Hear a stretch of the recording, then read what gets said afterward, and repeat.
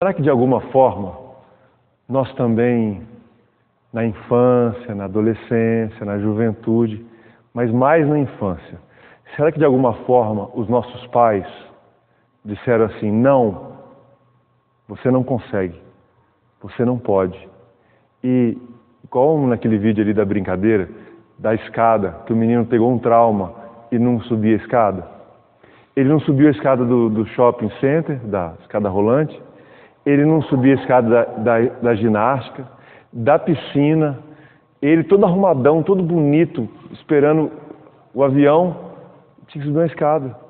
O avião fechou a porta. Por que eu estou dizendo que esse vídeo é importante? Porque os limitadores do nosso sucesso nos fazem perder oportunidades. Nós somos derrotados antes da batalha. Porque, eu vou dar um exemplo assim, a irmã Maria ali. A irmã Maria, eu gosto dela demais, é uma bênção de Deus. Imagina que a irmã Maria traz 100 caixas de morango para vender essa semana. Está lá, mas quando ela tem que vender, ela bloqueia. E vem um pensamento na cabeça dela assim: você não vai conseguir. Sua mãe falou que você é perdedora. Não tem jeito. Ela nem oferece para ninguém e os morangos estragam porque o tempo passou. Muita coisa na nossa vida, o tempo vai passando e o morango estraga. Por quê? Porque entrar na briga e perder a briga é bonito. Irmãos, agora o pior é entrar na batalha. É nem entrar na batalha. Muitos de nós têm limitadores de avanço. Nós não conseguimos nem entrar, porque gatilhos mentais na nossa cabeça impedem que a gente avance. Então eu quero ler um texto da Palavra de Deus que vai ilustrar, talvez é o maior exemplo de alguém que tinha um limitador de sucesso. O texto está lá em João, capítulo 5, versículo 1 a 9. O texto da Palavra de Deus diz assim: passadas estas coisas, havia uma festa dos judeus, e Jesus subiu para Jerusalém. Ora, existe ali, junto à porta das ovelhas, um tanque, chamado em hebraico de Betesda, o qual tem 5 piscinas. É um tanque que tem 5 piscinas. Nestes jazia uma multidão de enfermos, cegos, coxos, paralíticos, esperando que se movesse a água, porquanto um anjo descia em certo tempo, agitando-a. E o primeiro que entrava no tanque, uma vez agitada a água, sarava de qualquer doença que tivesse. Estava ali um homem enfermo, havia 38 anos. Repete comigo assim: 38 anos. 38 anos ali, na beira da piscina. Jesus, vendo-o deitado e sabendo que estava assim há muito tempo, perguntou-lhe: queres ser curado? Respondeu-lhe o enfermo: Senhor, não tenho ninguém que me ponha no tanque quando a água é agitada, pois enquanto eu vou, desce outro antes de mim. Então lhe disse Jesus: levanta-te, toma o teu leito e anda. Imediatamente o homem se viu curado, e tomando o leito, pôs-se a andar, e aquele dia era sábado. Eu quero compartilhar com os irmãos alguns limites do nosso sucesso hoje à noite com base nesse texto. Talvez alguns não se encaixem com você, mas talvez alguns se encaixem. Então, os que encaixam, você pega para você para quebrar essa bola de ferro, né? Quebrar essa cadeia. O primeiro limitador do sucesso de alguém é falta de referências. Irmãos, o doente estava lá há 38 anos. Quando ele olhava para o lado, 38 anos. Quando ele olhava para o lado, o que ele via? Enfermos, cegos, coxos e pessoas como ele. Irmãos, quando nós não temos referência de alguém que venceu, isso pode ser um limitador do nosso sucesso. Talvez para um adulto a questão de referências, faltou acento, não tenha tanto significado. Mas imagine que uma criança tem 50% dos seus valores produzidos até a idade dos 6 anos e 35% o que resta até os 18. Então você precisa entender isso aqui, irmãos. O que você é hoje, metade se deu até os 6 anos de idade. Os seus medos, os seus traumas, a sua coragem, o seu nervosismo, o que você é, se deu até os 6 anos de idade. Mais 35% para dar 85% até os 18 anos de idade. 15% é o que você vai construindo aos poucos. Então, o primeiro limitador de sucesso é a falta de referências.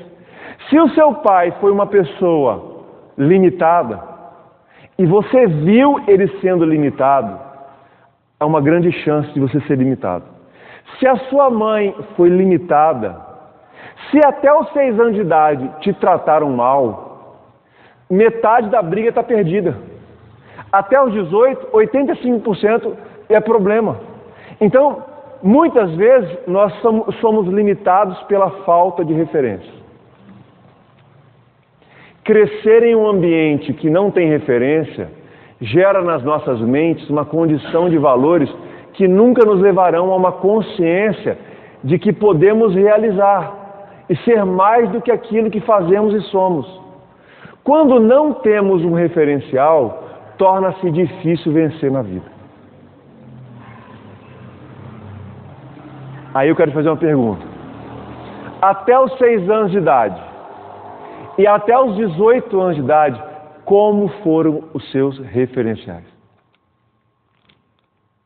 Esses dias conversando com um irmão da igreja e ele me contando que hoje o pai já está bem, mas que na infância e adolescência o pai bebia muito. Qual é o resultado sobre uma criança que vê a mãe apanhando do pai? Ou qual é o resultado sobre uma criança que vê o pai xingando a mãe completamente? Qual é o resultado sobre uma criança que vê a mãe, ou que descobre que a mãe trai o pai? Qual o resultado sobre uma criança que foi abusada sexualmente? Qual o resultado sobre uma criança que era constantemente xingada? Qual o resultado sobre uma criança que não é amada? Porque, irmãos, você pode me destratar, me maltratar, pode me xingar, pode falar que não gosta de mim, mas eu tenho, não, está com a minha mãe, mas eu, pela minha infância toda e juventude, eu vi um álbum de fotos, 3 álbuns, um que tem um trem na capa, e o outro que tem um tubarão. Os meus pais iam tirando fotos de mim, quando eu era criança, aquelas fotos que tinha que mandar para Manaus, aquela foto que tinha festa de aniversário, eu tinha uma avó que me abraçava, eu tinha um avô que me carregava no carro. Então, por mais que você não goste de mim, eu fui amado quando eu era criança. Então, assim, se você não gostar de mim, na minha cabeça sempre vem o pensamento, você que se lascou. Porque eu me sinto amado na infância. E eu sei que eu sou uma pessoa amável. Mas por quê? Porque me amaram. Não é porque eu sou bom, eu sou autoestima em pessoa. Não, me amaram. Está lá a festinha, o bolo da festa de 1 ano. Foi um bolo de chocolate, Tiago, com 3 estágios. Por que 3 estágios? A minha mãe fez a festa para mim de trem, de locomotiva. Então eu lembro assim, tem as fotos, né? É quando eu fiz 9 anos, eles pararam de tirar foto, não. Aí eu perguntei à minha mãe assim, mas por que você parou de tirar foto quando tinha 9 anos? Acabou o dinheiro. Mas mãe, eu falo com ela assim, mãe, não tem problema, eu já me sinto amado. Eu sinto amado. O meu pai, irmãos, só foi conhecer os meus filhos quando meus meninos Mateus tinha mais de 3 anos. 2 anos? 2 anos. O meu pai nunca ligou.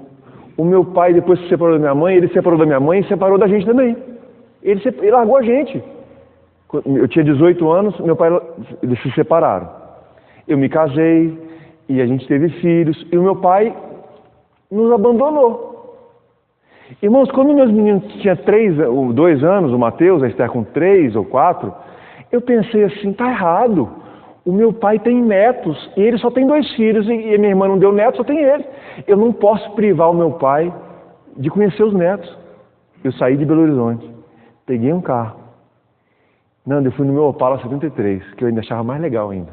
Coloquei meus meninos, só eu e os meninos, Patrícia ficou para trás. Fazendo, por quê, Patrícia? Trabalhando? Você é o amor da minha vida, cara. Pensa numa mulher que Deus me deu. Irmãos, eu botei meus filhos no carro, levei até o meu pai, falei, pai, você tem netos. Você tem netos. E a reação dele foi reação de quem é amado, mesmo há muitos anos não demonstrando amor. Mas eu me lembro que meu pai tinha um caminhão 1113 com um baú bem comprido, que ele trabalhava de motorista para Atlas, transportadora, e ele me colocava no colo dele e me deixava buzinar a Kombi, o caminhão. O meu pai não foi de me abraçar, de dizer eu te amo, mas ele me deu comida, ele me deu escola, ele foi bravo, que precisava ser bravo mesmo. Então, irmãos, quando você é amado, você tem o que dar. Agora imagina o que é a falta de referência para uma criança que não é amada. Que os irmãos criados de qualquer jeito, na surra, na pancada, sem amor. Então, a falta de referências nos limita o sucesso. Deixa eu te falar uma coisa. Se você não teve referências, você não pode ficar refém da falta de referência. Você precisa criar uma outra referência. Pastor, eu queria que você fosse minha referência. Eu me sinto muito orgulhoso. Mas você pode ter em alguém que bem sucedido sua referência. Alguém que você olha e se espelha. Agora você não pode eu não recebi, então eu vou travar. Eu não recebi, então eu não vou avançar. Falta de referências trava as pessoas. Você não teve? Não teve? Não tem como voltar atrás. Crie referências. Ande com pessoas que vão para frente. Ande com pessoas que avançam. Se espelhe em pessoas que não têm as zicas que você tem. Crie referências. Segundo limitador do sucesso. Falta de atitude. Olha o que o texto bíblico diz. Que ele estava esperando que a água se movesse.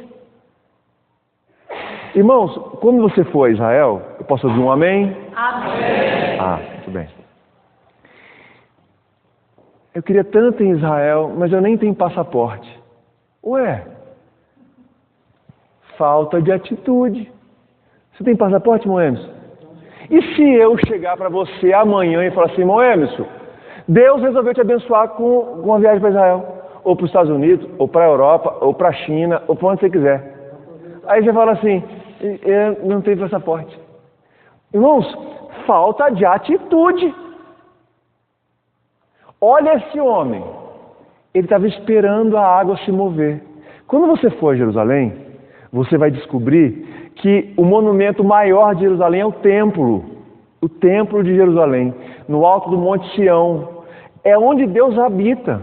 Você acha que para Deus é problema curar um paralítico? Mas esse homem ficou travado ali na beira daquele tanque, esperando. 38, é uma pessoa de fé, porque ficou 38 anos. Mas ficou 38 anos com fé, esperando. Irmãos, o segundo limitador do nosso sucesso falta de atitude. Se temos fé para esperar, tenhamos fé também para agir. Não, pastor. Eu estou esperando em Deus. Irmãos, é válido esperar em Deus. Mas depois de um tempo esperando em Deus, Davi foi e matou o gigante. Moisés saiu do alto daquele monte com a sarça que ardia e não se consumia e foi para o Egito. Abraão recebeu a palavra: sai da tua terra, larga a tua parentela e vai para a terra que eu te mostrarei. É que eu te mostrarei, nem sabia onde é, Moevano. O que ele fez? Juntou os parentes, disse tchau, recolheu o que era dele e irmãos, se nós temos que ter fé para esperar, tenhamos fé para agir.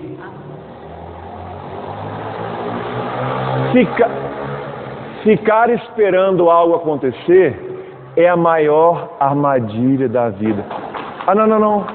Não. O meu príncipe encantado vai chegar. A minha princesa, a minha alma gêmea. Não, irmãos. Não vou entrar nesse assunto agora de alma gêmea, de príncipe encantado. Mas você vai ficar lá. Igual no hino nacional, que diz que repousando... como é que é mesmo? Eu estava ouvindo esses dias, no hino nacional fala que a luz do céu profundo, e o Brasil está lá repousando.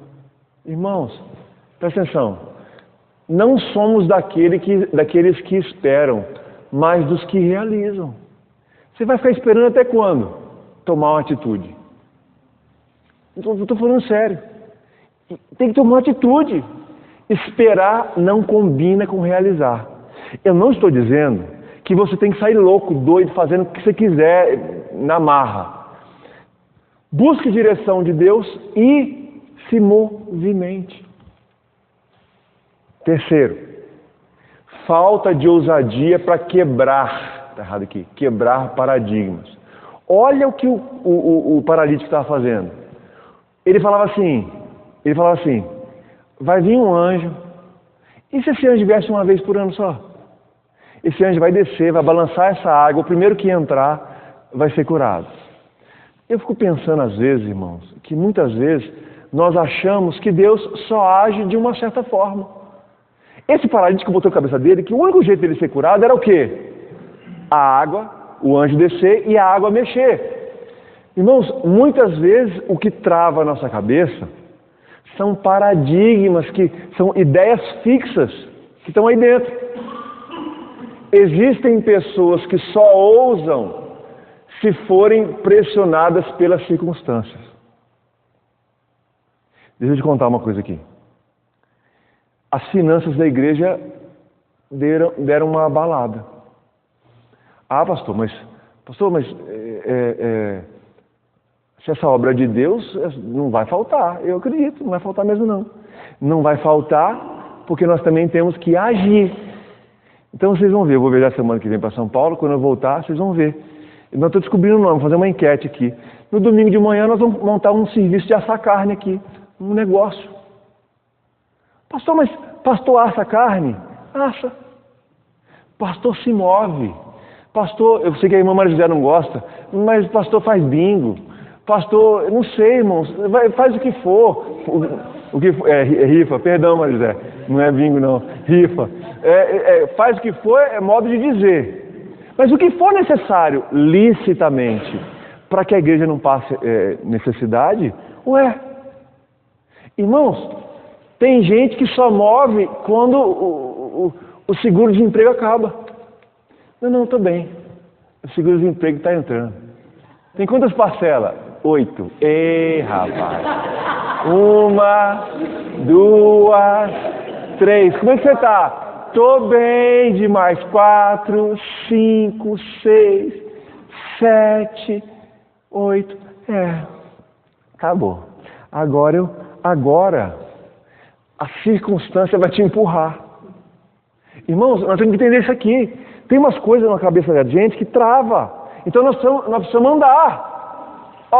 A tradição fazia com que aquelas pessoas que precisavam de um milagre estivessem condicionados a considerar que só havia uma forma de Deus agir. Gastavam a sua vida inteira ali, esperando o anjo mexer a água. A Bíblia fala que Deus é multiforme em sua graça. Ou seja, muitas formas diferentes. Ele age de várias formas. Por isso, não posso padronizar a ação de Deus na minha vida. Ele pode agir do jeito que Ele quiser. E só que a gente... Não. Deus só vai agir se eu tiver 40 dias no monte em oração. Nova Mutum não tem monte. Então Deus não vai agir. Eu tenho que caçar um monte. Não. Eu tenho que trabalhar. Mas só tem trabalho para mim no Mato Grosso do Sul. Mas a minha família está aqui no Mato Grosso. Não.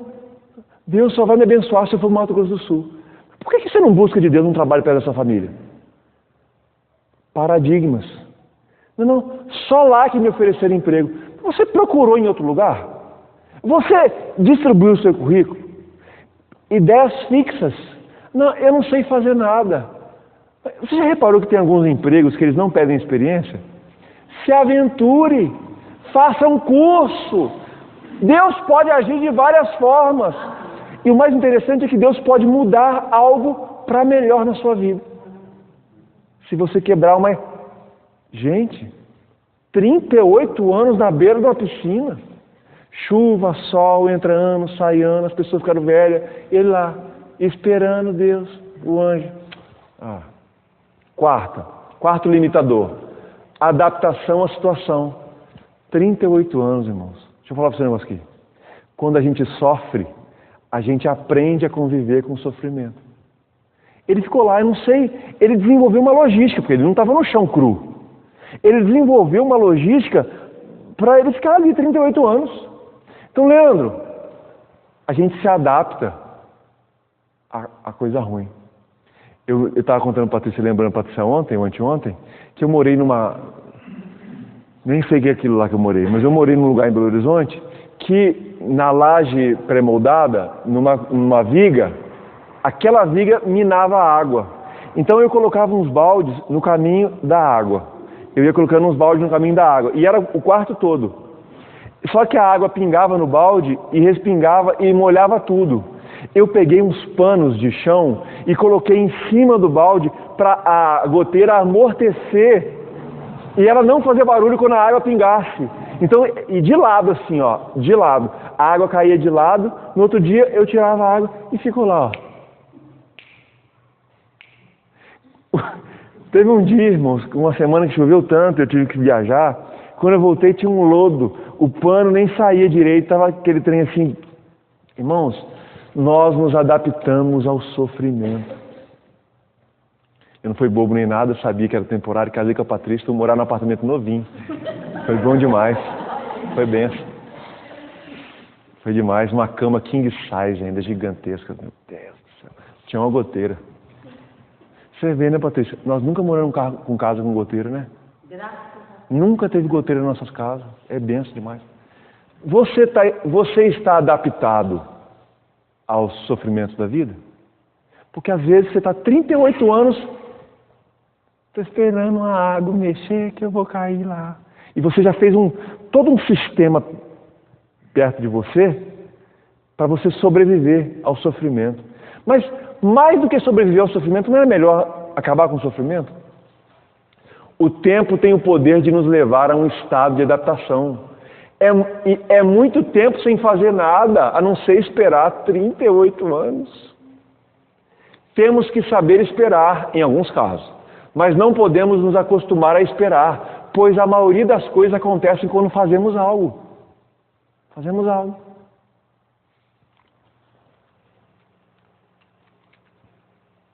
Quinto limitador do sucesso. Não saber o que queremos. Olha o que Jesus fala com esse homem, 35 anos, esperando uma piscina mexer. Hein? Eu falei o quê? 38. Olha o que Jesus fala. Queres ser curado? Olha o que Jesus pergunta. Você quer ser curado? Devemos separar o desejo da necessidade. Irmãos, por exemplo, eu quero o meu carro de um ano mais novo. Eu quero o meu carro. Você vê que eu nem quero trocar o modelo, eu quero o meu carro mais novo. Mas isso é só desejo. Agora, necessidade. Necessidade é o que o Nando, cadê o Nando? Vai viver agora. Com aquela motinha dele agora na chuva. Eu quero comprar um carro. Isso não é desejo, isso é necessidade. porque eu não ando com essa moto, com a Clara, né? Vai tomar chuva na cabeça. Ah, não, pastor, eu uso uma capa. Aquele bicho dá um chulé, que eu andei com aquilo muitos anos. Aquilo dá um chulé, que fica aquele trem molhado. Meu Deus do céu! Desejo é algo que pode ser supérfluo, mas necessidade, 38 anos. Você quer ser curado? Você quer? Desse negócio que você está agarrado, engastalhado, desse negócio, 38 anos, você quer mesmo? Você tem certeza? Porque você já se acostumou com a logística do sofrimento. Você quer? Você quer mesmo? Tem certeza? Porque pensa bem, por que será que Jesus fez a pergunta? Jesus jamais faria a pergunta se ele tivesse certeza que ele queria. Jesus precisou fazer a pergunta. Agora vocês vão ficar espantados com a resposta. Mas antes disso, a pergunta é fechada e objetiva. A resposta deveria ser simples, ou um sim, ou um não. Quem não sabe o que quer, acaba se contentando com qualquer coisa. Que carro que você quer, Nando? Agora? O que você quer agora? Um Uno. É o carro, Nando. Rapaz, um carrão. Bênção de Deus. Cara, porque de uma moto para um Uno é de Deus demais. Meu Deus, aquilo é um jegue para não gastar gasolina, aquilo é bom, cabe todo mundo. É bom demais. Agora, o Nando fala assim, que carro você quer, Nando? Uma variante, um Fusca, um trem, qualquer um. Irmãos, quem não sabe o que quer, qualquer coisa vale. Falar nisso, tem uma variante verde no lavador ali perto da Senec, que eu estou de olho nela, rapaz. Porque eu não tenho dinheiro, senão eu comprava aquela variante verde, linda. Sexto limitador do nosso sucesso. Jesus perguntou, você quer ser curado? Aí que ele respondeu, Senhor, não tem ninguém que me coloque no tanque. Olha a cabeça dele. Ele estava do lado do autor da vida. E Jesus pergunta, você quer ser curado? Aí que ele responde, tem ninguém para me botar nesse tanque. Ele estava condicionado ao tanque. Deu uma desculpa a Jesus. Eu estou aqui, tem 38 anos, ninguém me joga nessa culpa. A culpa é de quem? É minha? Não, a culpa é das pessoas. Não tem ninguém que me coloque no tanque. Irmãos, é muito fácil colocar nas costas dos outros os nossos problemas. Ninguém me ajuda, ninguém me indica, ninguém tem paciência comigo, igual Chaves. Ninguém tem paciência comigo. Ninguém me incentivou. Ninguém. Irmãos, ninguém, esse negócio de ninguém, aqui ó, 38 anos. Irmãos, ninguém me ajuda. Eu já falei que vocês não estudam pastrais, que tem duas pessoas que podem nos ajudar, não falei? São duas, é Deus e eu. Irmãos, como diz o pastor Carlos, é uma lei da física, se chama lei do Murici. Na hora que a coisa aperta, cada um cuida de si. Por que ninguém ajudava o manco, o paralítico a entrar na água? Porque quem estava ali queria ser curado também. Na hora que o anjo mexia a água, o mais esperto, o mais ágil, pulou. O cego ficava assim, ó. O ouvido, parabólica. A hora que a água mexia, ele pulava. E se eu vi um barulho e não era água? Mas ele pulou. O mudo mexeu a água e pulou. Você acha que alguém que tem problemas vai ter condição de ficar te esperando 38 anos para te jogar dentro da água? Só que nós colocamos a culpa nas pessoas, irmãos, dos nossos problemas. Não, o meu chefe me trata muito mal. Por que você deixa? Como assim eu deixo? É só você botar limite nele. Se você não botar limite, você pede demissão.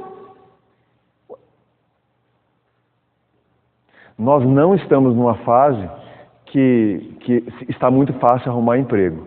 Mas ninguém morre de fome. Ninguém morre de fome. Eu vi um filme semana passada, na Revolução Industrial, as mulheres na fábrica de tecido eram abusadas pelo gerente. Então elas trabalhavam por comida. Então elas tinham que trabalhar por comida, elas aguentavam o gerente, mas no final das contas mataram o gerente. Ninguém fica aguentando isso para sempre.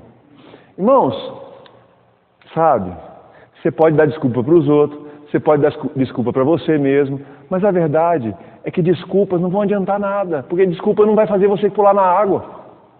Não adianta. Sem mais desculpas. É inexplicável explicar o que não foi feito. Por que você não estudou? Ninguém me ajudou. Eu não fiz um Mobral. Eu não tinha um olho. Ai, Valderi, perdão, Valderi. Não é indireta não, Valderi. Não é indireta não. Valderi, você tem um olho, tá? Você tem um olho. Irmãos, não adianta você falar, porque o mundo é 24 horas para todo mundo o tempo inteiro. Então não adianta você botar a culpa nos outros. Quem dá muitas desculpas é porque não faz nada. Por que a sua casa não está pintada? É porque você preferiu não pintar. Agora vem conversar, pai, que os outros não te ajudou. Tá o Leandro aí para isso, rapaz? Perdão, Leandro. 7º limitador do sucesso, a dependência. Ele botou uma desculpa, mas ele sempre dependia de uma pessoa. O meu cônjuge não me ajuda. Ele me bota para baixo. Ah, rapaz. Devemos depender de Deus, em alguns casos de pessoas, mas a maioria das vezes temos condições de realizar aquilo que estamos reclamando. Lembra da mulher de Jó? Amaldiçoa o teu Deus e morre. Rapaz, a mulher de Jó, hein? Coisa foi terrível, morreu os filhos, perdeu o dinheiro, ele ficou doente, amaldiçoa o teu Deus e morre. E você fala igual louca. Você vê que, irmãos, falar para você, xingar a mulher de louca não é pecado não, Jó xingou. Brincadeira, meu amor. Não pode chamar de louco não. Jesus falou que se chamar seu irmão de louco, você é réu de julgamento. Não pode chamar o irmão de louco, nem de louca. Irmãos, olha aqui, a nossa... Não, voltando no Jó aqui, ué. Fui falar do louco. A mulher de Jó falou que não devia, mandou o Jó morrer. O Jó passou pela dor, passou pela restauração, ficou milionário de novo, o dobro, teve filho mais bonito com quem? Com a mulher que falou isso com ele. Gente, minha mulher é o bicho do mal. Irmãos, não existe bicho do mal. Se ela é terrível, você escolheu o mal. Você que escolheu a onça. Agora tem que domar a bicha. A nossa relação com Deus, na maioria dos casos, é de codependência. Pedimos ajuda para Deus, não dependendo das pessoas, não. Não dependa de todos e de tudo para fazer o que tem que ser feito. Eu fui conversar com os diáconos e falei assim, irmãos, eu vou montar o assador de carne aqui, mas vocês não precisam ajudar, não. Eu sei que eles vão me ajudar. Eu sei. Mas eu falei assim, fiquem tranquilos, eu me viro. Conversa. 8º limitador do nosso sucesso, desenvolvimento da frustração. Olha o que o homem falou. Senhor, ninguém me ajuda. Quando eu tento, outra pessoa desce na minha frente. Poxa, 38 anos tentando, ele tentou. Mas quando ele ia, alguém entrava na frente dele. O que é isso? Frustração. Frustração nasce na repetição do fracasso. Você tenta uma vez, você fracassa. Você tenta 2 vezes, fracassa. Você tenta 3 vezes, você fracassa. Isso gera frustração. Você desanima. Você desanima. 38 anos em um mesmo lugar, testemunhando os outros vencerem, e na sua vida o fracasso ser contínuo. Com certeza promove frustração. Você imagina que 38 anos, de vez em quando, ele via um ser curado. Pastor, mas você conversa.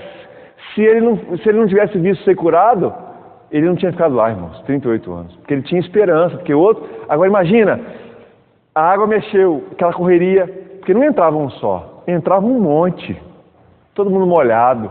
Mas o primeiro que entrou, que encostou a mão na água, era curado.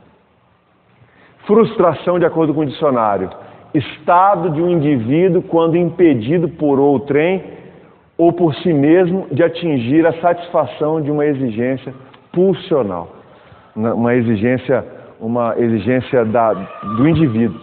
A frustração é resultado da não ação.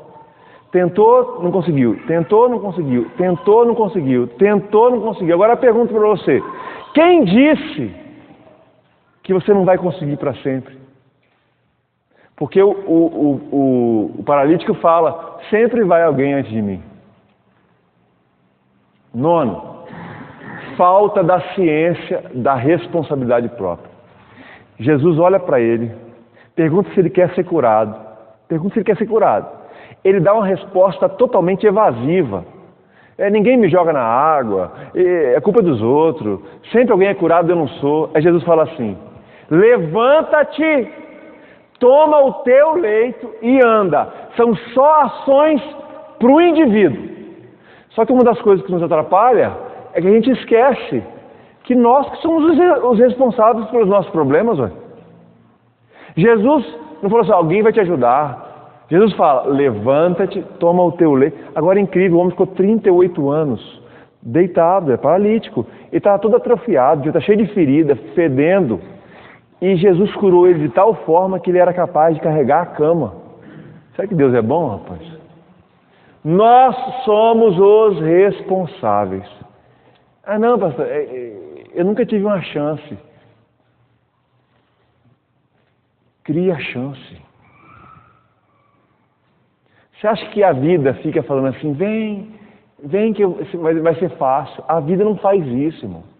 A vida é dura, a vida é bruta, e a vida, Fernando, é sistemática. Pior do que qualquer doido que tiver é a vida. A vida é implacável. A vida é implacável. Mas nós somos os responsáveis pela nossa vitória, irmãos. Nós precisamos ter essa consciência da responsabilidade própria.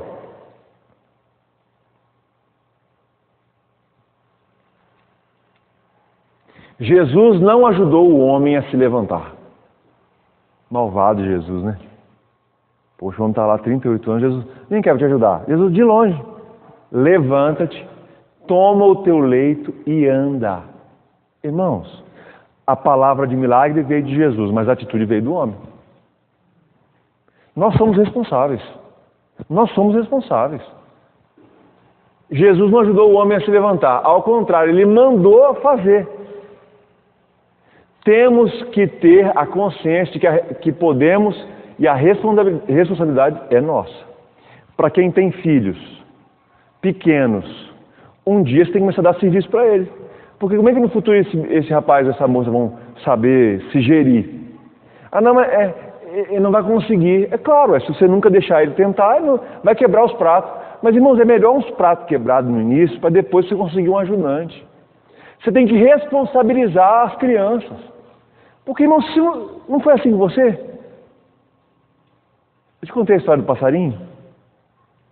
O meu pai e minha mãe viajando assim, o meu pai falava assim: era uma vez um passarinho que encontrou uma passarinha. Eles se amaram, ficaram ali assim com os biquinhos. Aí eles fizeram um ninho lindo, espaçoso. E aí eles namoraram e apareceram uns passarinhos, uns ovinhos. E a passarinha sentou neles, chocou, o pai vinha trazer comida. Foi demais. Só que os passarinhos nasceram, foi uma alegria, uma festa, mas o ninho era grande, era macio, era confortável. Só que os passarinhos foram comendo, os filhotinhos foram comendo, foram crescendo, o ninho começou a ficar apertado. E meu pai falava assim: teve um dia que o passarinho fez assim com a asa: voa. E um filhote teve que sair voando. E eu falava assim: pai, mas o filhote voava, conseguiu voar? Conseguiu. Tá voando aí, ó. Olha ele voando aí. Aí foi passando os anos, ele contava essa história. Aí quando eu tinha uma certa idade, eu fiz a pergunta, ô pai, esse passarinho sou eu? Ele falou assim: filho, presta atenção. Quando eu falar voa, você vai voar. Caramba. Aquilo me dava uma angústia, um negócio. Mas eu me preparei para voar. Com 16 anos eu voei e nunca mais voltei. Pastor, mas o que você voou? Quando a pastora Patrícia me conheceu, eu tinha uma profissão, faxineiro. Eu era faxineiro. Depois fui promovido a garagista de um prédio lá na Savassi. Depois eu virei porteiro. E a minha família de classe média. Meu pai era comerciante. Eu tinha uma vida relativamente estável. Estudei em colégio particular. Mas ele me avisou, a hora que eu falar voa, você vai voar. Irmãos, eu sabia que eu ia voar. Então eu fui ser faxineiro. A pastora Patrícia casou com um faxineiro. É ou não é? Mulher de Deus. Olhou para mim e falou assim, esse faxineiro é de Deus. Tem potencial. Investir nesse homem. Estou planejando, estou planejando coisas boas para você, tá? Irmãos, eu fui faxineiro porque eu queria casar. Irmãos, eu nunca fiz uma faxina na minha vida. Porque o meu pai me criou para estudar. Mas na hora que eu sabia que eu tinha que voar, eu queria casar, eu falei, eu vou ser faxineiro. Eu falei que eu não posso ser faxineiro muito tempo, porque faxineiro era difícil demais. A água era lá no subsolo. Eu tinha que subir no 11º andar com um balde de água para lavar as escadas. Só que a água ficava suja, eu tinha que descer e ir lá embaixo nas escadas, descer a escadaria, trazer mais água. Falei, essas escadas vai ser a escada mais linda desse lugar. Aí um dia eu chamei o meu chefe, falei assim, chefe, olha essa escada. É muito talento aqui desperdiçado nessa escada. Ele falou, Moisés, eu nunca vi essa escada tão bonita. Eu peguei uma espátula, eles tinham reformado o prédio, e na hora da pintura era a escadaria de granilite, Leandro. Eles deixaram tudo pingado. Mas como era a escada do prédio, ninguém andava na escada, só andava Mas eu falei, Deus, eu vou limpar isso aqui, eu não aguento mais ficar nessa escada. 3 meses na escada. Virei garagista. Sabe como eu fui trabalhar depois? Sentado, dentro da garagem. Quando chegava um carro para mim, eu abria o portão. A pessoa vinha, estacionava, eu chegava do lado assim, aquelas madames da Savassi, tem uma coisa para carregar, senhora? Não. Eu sentava lá de novo. Aí eu fiquei chateado porque lá no subsolo não tinha televisão. Eu falei, esse negócio tem que melhorar. Comecei a matar os ratos da garagem, comecei a limpar a garagem. Falei assim, meu amigo, olha aqui, tá desperdício aqui nessa garagem. Me dá uma oportunidade de ser porteiro. Porque na portaria, eu só ficava na portaria, passando como chama aquela? Enceradeira, cara. Só que tinha uma televisãozinha. Eu vi o movimento da rua. Agora, irmãos, eu podia estar até hoje lá na faxina. Você quer carregar peso? Siga onde você está. Agora, se você quiser pensar do pescoço para cima, eu tenho certeza que se você se responsabilizar pela sua vida, Deus vai te ajudar. Porque Deus ama ajudar os seus filhos. Deus não vai deixar você padecer no resto da vida. Se você se responsabilizar, Deus vai fazer andar. 10º, estou acabando. A falta de um olhar positivo sobre isso mesmo, sobre você mesmo. Irmãos, eu sabia que eu não ia ficar na faxina para sempre. Não tem lógica eu ser o homem da faxina. Era um trabalho ótimo para me sustentar, mas era um trabalho muito pesado. Quando aquele homem, Jesus falou para ele levantar, tomar o seu leito e ir embora, a Bíblia diz que o homem se viu curado. Estou curado. Deixa eu te falar um negócio. Talvez você está sofrendo pela mesma coisa há muitos anos. 38 anos. Você serve a um Deus que pode fazer o que você quiser. Basta você buscar em Deus. Busca em Deus e também se move, se mexe. Porque, irmãos, você pode ser curado. Porque como imagina em sua alma, assim ele é. Irmãos, se você imagina que você é algo, se você trabalhar para isso, você vai ser. Irmãos, não tem quem que possa te segurar. Basta você querer. O que é imagem própria? A nossa imagem própria se baseia em todo um sistema de ideias, sentimentos acerca de nós mesmos, que vamos recolhendo e reunindo. As imagens e sentimentos que temos a respeito de nós mesmos procedem em grande parte das imagens e sentimentos que vemos refletidos em nossos familiares, né? Já falamos sobre isso. É o que eles falaram para nós. O modo como olhamos para nós mesmos e aquilo que sentimos a nosso respeito irá determinar o que somos e como seremos. Deixa eu te contar uma coisa aqui. Eu ouvi várias vezes o meu pai falando: você é a ovelha negra da família. Mas, meu Deus do céu. Primeiro que era racista. Qual o problema de ser uma ovelhinha preta? Mas é como se é a ovelha ruim. É quem não vai dar em nada. Isso não vai dar em nada. Deixa eu te contar um negócio aqui. Um dia eu tinha 16 anos. Eu chegando num domingo assim, umas 8 da noite em casa. O meu pai, com a família toda reunida, falou assim: aí ó, família toda é os avós, os tios, os primos. E eu cheguei todo faceiro. Eu era levantador do time de vôlei da minha cidade. Aqui, ó. Eu era bom, cara. Eu era bom. Leandro, ele falou assim pra mim. Eu entrei assim, mexi com o pessoal. Ele falou assim: aí, ó, pessoal, não vai dar em nada. Aquilo foi uma facada no meu peito.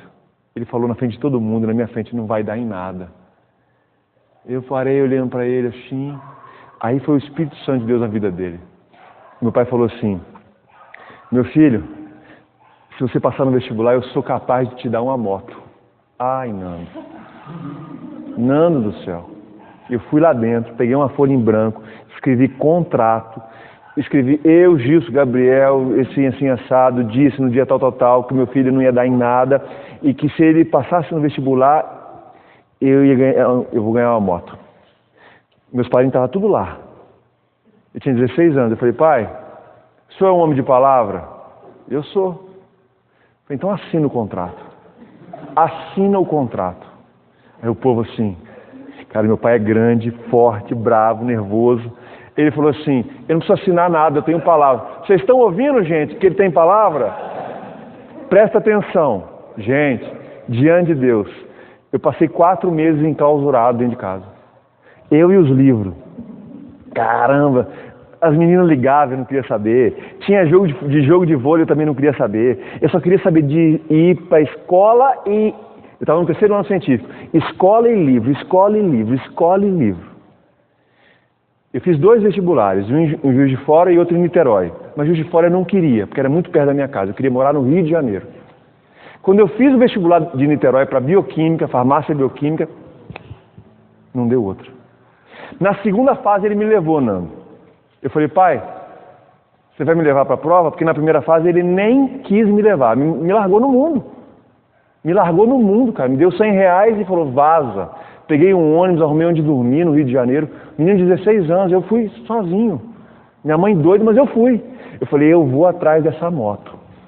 Irmão Emerson, eu falei com ele, eu falei assim: eu vou atrás da minha... Mas aí você vai fazer vestibular? Eu falei: não, eu vou ganhar minha moto. Eu vou ganhar minha moto. Fui, passei na primeira... Rapaz, quando eu passei na primeira fase, ninguém podia me segurar mais. Eu fiz uma festa, fiquei esse cara doido. Aí que eu estudei mais, 30 dias para a segunda fase. Eles começaram a ficar preocupados. Eu chegava perto deles e falava assim: o que vocês vão vender aí, hein? Não, sério, o que vocês vão vender? Eu acho que vocês deviam vender o telefone. O telefone valia dinheiro, né? Gente, eu fiz a segunda fase, ele me levou. Já todo assim, né? Meu filho, tá? Irmão, diante de Deus, eu falei: pai, vai contando as notas. Quando eu bati a porta da Kombi que não fechava direito: o senhor vai me dar uma moto? Ele falou assim, aí foi legal do meu pai: é a coisa que eu mais quero te dar na minha vida. Eu entrei naquela prova, eu passei de cara, e aí eu falei: e agora? Ele vendeu o telefone. Sério? Ele vendeu o telefone. Nós ficamos sem telefone em casa para cumprir a palavra. Agora, não é possível. Não é possível que você não vai se responsabilizar por você. Se um menino pode vencer, você não pode. Agora, Você só precisa de alguém te desafiar. Você não consegue, não. Aí a segunda parte é a bênção de Deus. Aí sim é demais, Tiago. Eu fui o cara mais feliz de moto da face da terra. O que é necessário para mudar uma pessoa é mudar a consciência que ela tem de si mesma. Se você cismar que você pode, você vai conseguir. Você se transforma naquilo que você pensa durante o dia inteiro. Qual que é o seu conceito emocional? Você é uma pessoa para cima ou você é uma pessoa para baixo? Ontem eu fiquei para baixo. A Patrícia veio conversar de algumas coisas comigo. Eu falei, Patrícia, hoje eu estou para baixo. Não quero falar com ninguém. Mas é só hoje. Amanhã eu entro rasgando de novo. Porque às vezes você pode ficar triste, ué. Você tem direito de ficar triste. Agora tem gente que só fica assim o tempo inteiro. Eu não vou conseguir. Está tudo dando errado. Se você não acreditar em você, dificilmente alguém vai acreditar.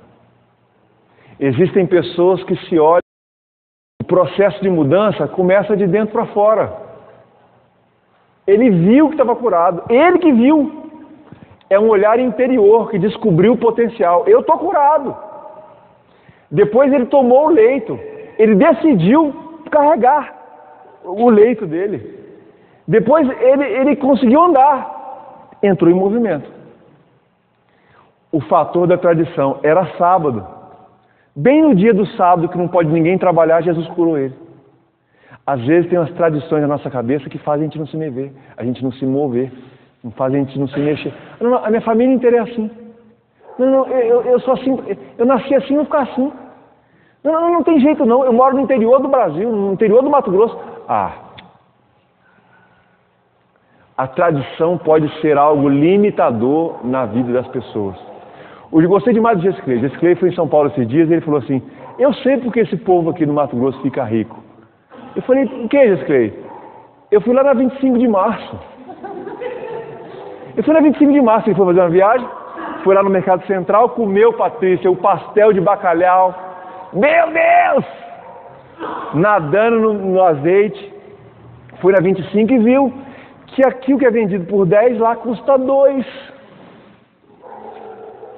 Jesse Clay, é isso que você tem que entender.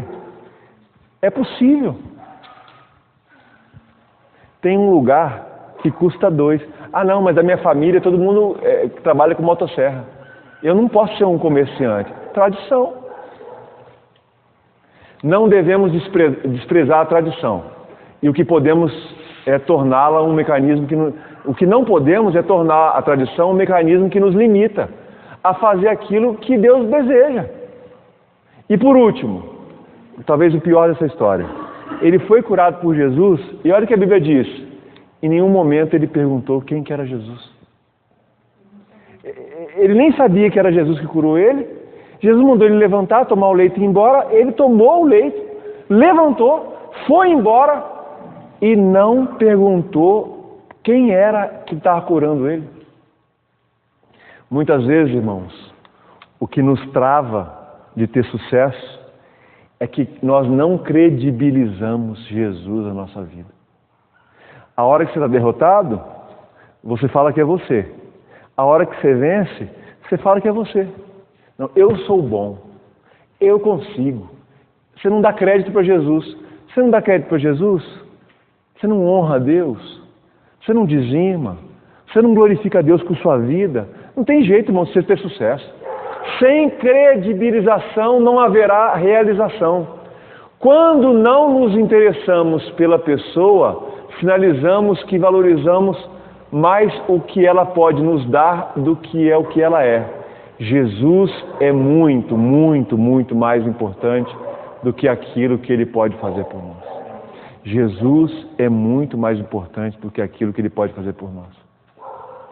O maior limitador do nosso sucesso, para resumir, somos nós mesmos. Nós limitamos o nosso sucesso.